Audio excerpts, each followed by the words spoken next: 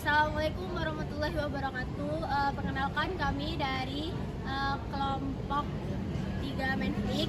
Di sini kami akan menjelaskan secara singkat hasil dari artikel kami, yaitu strategi pemerintah Kota Surabaya dalam penanganan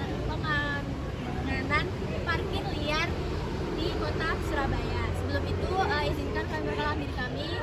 Saya sendiri Devi Alfianita dengan NIM akhir 321 dan rekan-rekan saya Oceanti Kamalia dengan NIM 315. Saya Alfia Riani dengan NIM 316. Saya Kiviano Rifki dengan NIM 308. Oke, selanjutnya akan masuk ke pembahasannya.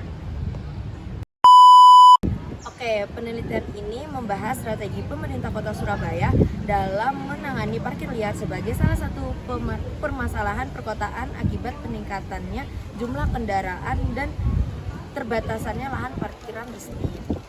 Permasalahan tersebut berdampak pada kemacetan, ketidaktertiban ruang publik dan kebocoran PAD sektor parkir. Penelitian bertujuan menganalisis kebijakan pemerintah melalui regulasi, penegakan hukum, dan digitalisasi sistem parkir. Metode yang digunakan adalah deskriptif, yaitu yang studi literatur dari peraturan jurnal dan dokumen resmi terkait parkiran di Surabaya. Hasil penelitian menunjukkan bahwa pemerintah telah menerapkan berbagai strategi seperti Perda Nomor 3 Tahun 2018, program Park and Ride penertiban oleh Dishub dan Satpol PP, serta sistem parkir digital non-tunai. Kebijakan tersebut memberikan dampak positif terhadap peningkatan PAD dan transparansi parkir, tetapi masih menghadapi kendala berupa lemahnya pengawasan, rendahnya kesadaran masyarakat, dan juga resistensi terhadap digitalisasi. Oleh karena itu, diperlukan penguatan koordinasi, edukasi masyarakat, dan pengembangan sistem parkir yang lebih efektif dan berkelanjutan.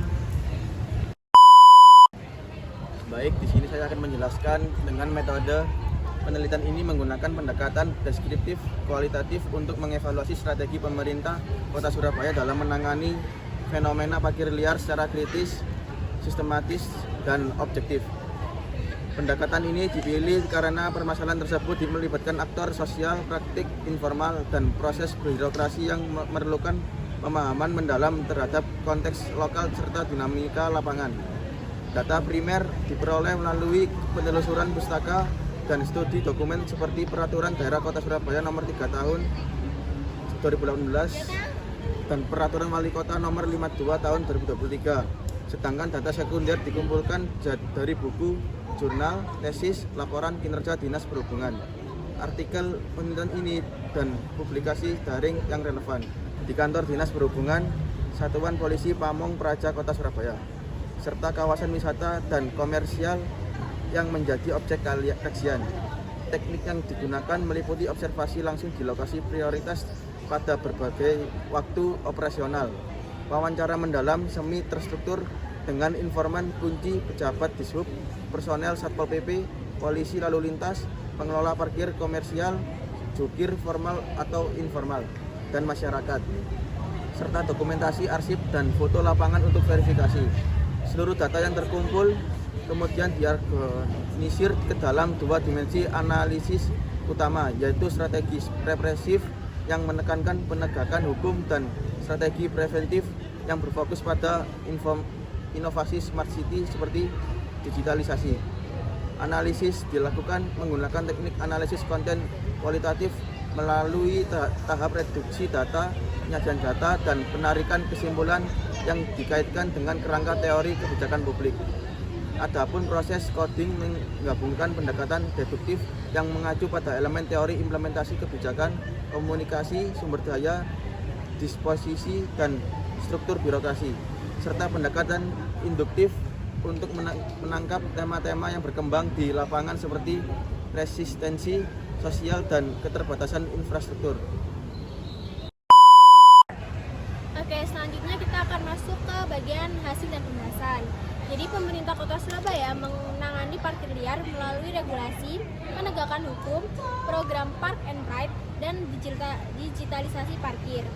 Perda nomor 3 tahun 2018 dan Perwali nomor 30 tahun 2018 menjadi dasar pengaturan izin, tarif, dan pengawasan parkir untuk meningkatkan ketertiban serta PAD. Disub dan Satpol PP melakukan patroli, razia, derek kendaraan, dan penindakan pungli parkir. Selain itu, pemerintah menerapkan sistem parkir digital berbasis QRIS dan e-money guna meningkatkan transparansi dan mengurangi kebocoran pendapatan. Namun, pelaksanaan kebijakan masih menghadapi kendala seperti keterbatasan petugas, lemahnya pengawasan, rendahnya kesadaran, serta praktik pungli dan resistensi terhadap digitalisasi. Program Park and Ride juga belum optimal karena masyarakat masih lebih memilih kendaraan pribadi. Oleh karena itu, diperlukan penguatan pengawasan, edukasi masyarakat, dan pengembangan parkir yang lebih efektif dan keberkelanjutan. Berdasarkan hasil pembahasan, dapat disimpulkan bahwa pemerintah Kota Surabaya telah menangani parkir liar melalui regulasi, penegakan hukum, dan digitalisasi sistem parkir, seperti KRIS, aplikasi parkir, dan program Park and Ride. Kebijakan tersebut memberikan dampak positif terhadap keteraturan kota, transparansi retribusi, dan peningkatan PAD. Namun, implementasinya masih menghadapi beberapa kendala, seperti keterbatasan SDM, koordinasi antar instansi yang belum optimal, praktik juru parkir liar, serta rendahnya kesadaran dan literasi digital masyarakat. Oleh karena itu, diperlukan penguatan pengakuan hukum, peningkatan fasilitas parkir resmi, digitalisasi yang inklusif, edukasi masyarakat, dan evaluasi kebijakan secara berkala agar pengelolaan parkir di Surabaya dapat berjalan lebih efektif dan berkelanjutan.